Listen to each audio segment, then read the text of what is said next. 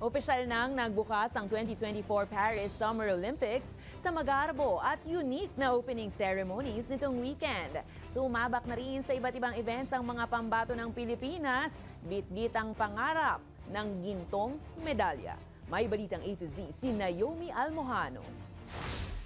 Memorable ang opening ceremonies ng Paris Olympics nitong weekend dahil open air ito sa halip na sa loob ng isang stadium.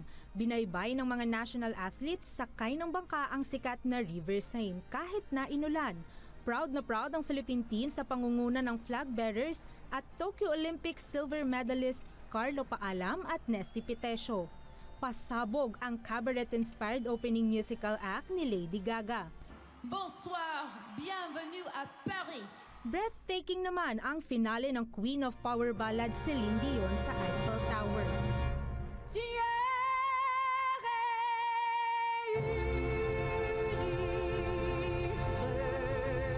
Nagsimula namang sumabak sa kompetisyon ng mga pambato ng Pilipinas. Pasok sa finals ng tatlong events ang gymnast na si Carlos Yulo.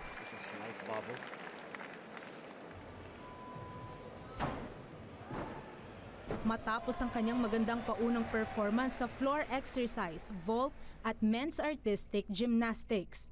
Ang first-time Olympian at Pinay rower naman na si Giovanni Delgaco sasabak din sa quarterfinals ng women's rowing single sculls.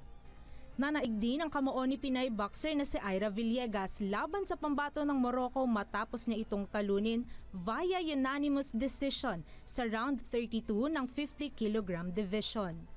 Maaga namang nagtapos ang Olympic journey ng Philippine Women's Gymnastics Team dahil bigo sina Liva Yung Ruivivar, Emma Malabuyo at Aliyah Finnegan na makapasok sa finals ng apparatus at all-around.